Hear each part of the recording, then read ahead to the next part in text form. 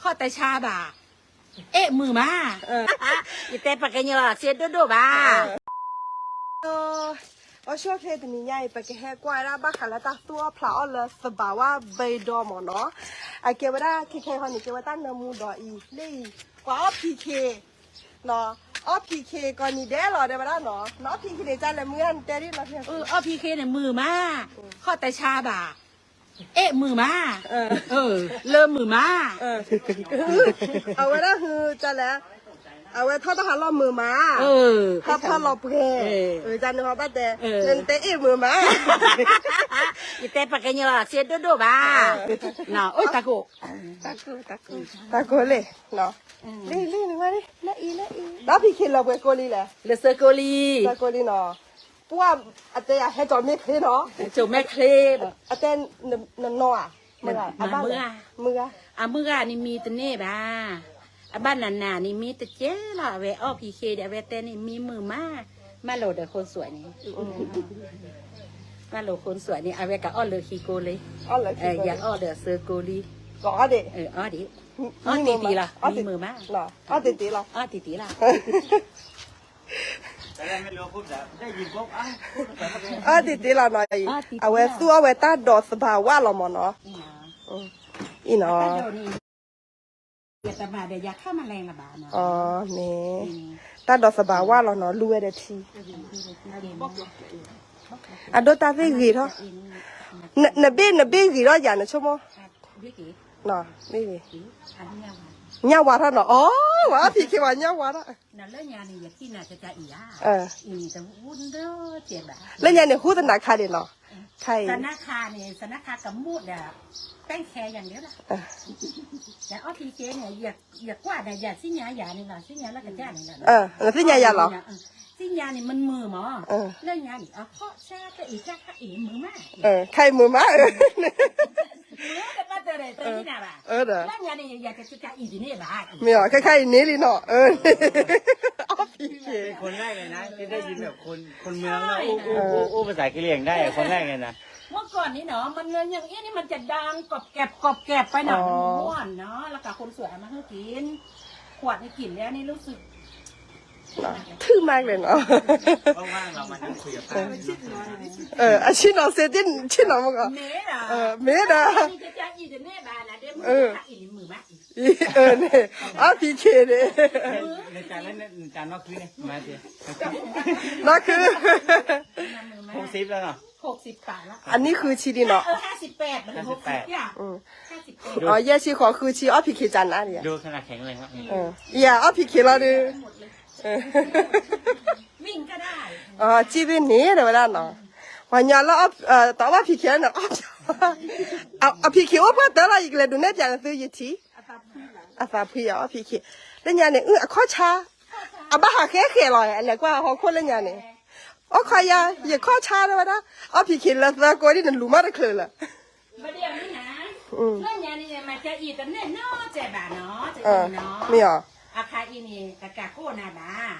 นั่นนี่แค่เหลือหรออีกพี่คิดว่าคนในจันนะเนี่ยจันนะ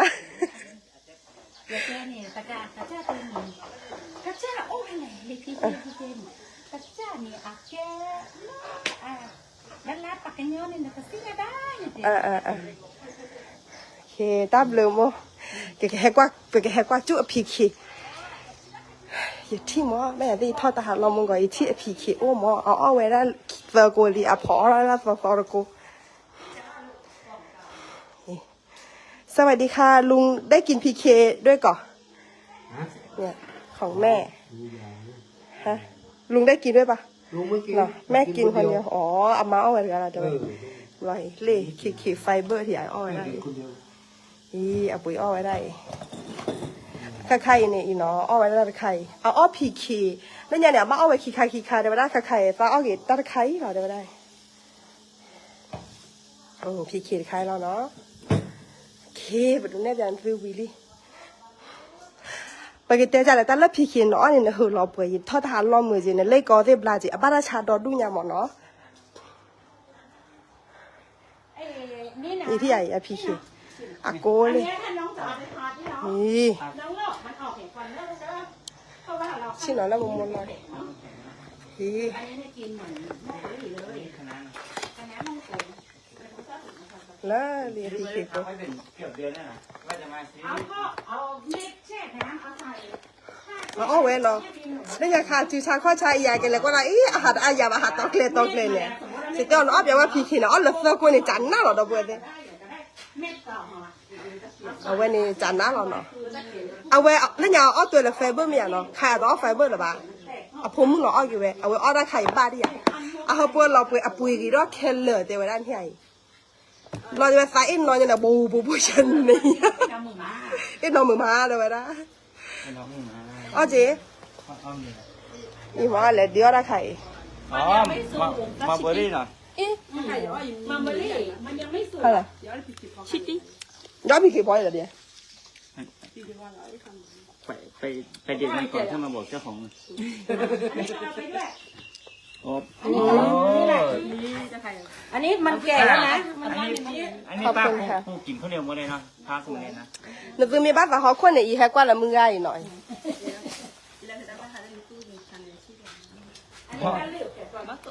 เพราะโคตรนี่มีทั้งเป็นแบบที่เป็นถุงตอนนี้เป็นดินไข่หมดเลย ใช่ พอโคกปลูกผักก็ เพราะ ไม่ โคก็มีทั้งที่แล้วก็มีทั้งเนี่ยเป็นทั้งถุงขาย อันนี้มีเด็ดอันนี้มีมะนาว เราก็เอาไปผัดก็ต้องใส่หมูก็ได้ใส่คะน้าใส่ปลาเค็มก็ได้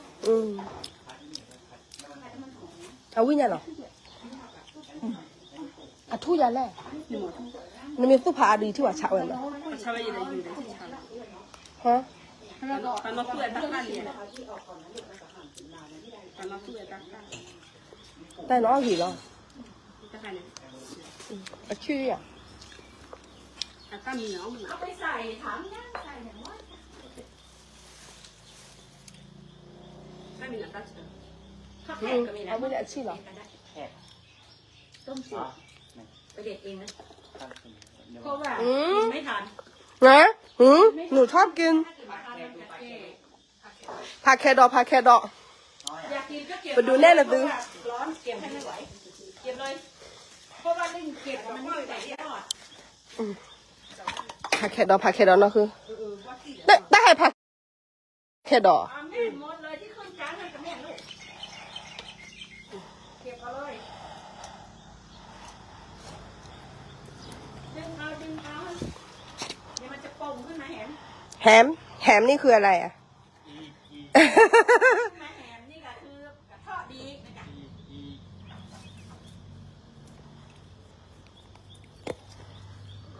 เราต้องเก็บยาวๆแล้วเราเอาไปซ้ายเอาไฟอ่อนๆเอาไปต้มจืด กินไม่ทานเหรอแม่ อันล่าเลยน้อง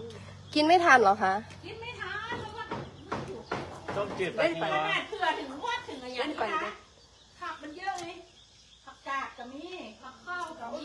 อีอย่าฟักทองเนี่ยหนูอยากปลูกจังเลยอ่ะ ปลูกได้เม็ดมันมีก็ปลูกได้ซื้อไปเลย อย่าฟักทองอย่าใจอ้อมอ๋อ ปลูก แม่มันปลูกได้ตลอดปีเหรอคะ ถ้ามีน้ำนี่ใช้ได้หมดแหละ จริงเหรอคะโหดีเลย เวลาอาบน้ำนี่เอา เราทำให้เราอาบน้ำมาให้มันไหล ใช่ไอ้แย่ ไม่ต้องเอารถถึงนอก จะอ้อวิหมอ เลิกไปเต๋อ เก็บเอาที่มันยอดยาวๆแล้วเราไปซ้ายแล้วถ้าอาหารจะมาได้ใบอ่อนมา ไปซ้ายเข้า ไป ใจ ไซนี่มันคืออย่างกอแม่ นี่ไม่มาอันล่าเนี่ยมอง ไปเด็ด เอ้ยเหมือนปะ เฮ้ยสน ไปยอก็ท้องไปซ้ายเอาไปซ้ายเอาก็คือไปเด็ดไปที่อันนี้เอา เดี๋ยวโมนต้องอ้อเอาไว้ได้คือไฟเบอร์เหรอ ไฟเบอร์นี่มากินเที่ยวมาเดียวนี่เพราะว่าถ้าถ่ายดีแล้วมัน ไทยดีแล้วเนาะอัทอตาหันลองวีรีมอเดี๋ยวไว้เอาอ้อไฟเบอร์หรือเปล่า ถ้าว่า อ้อพีเคนี่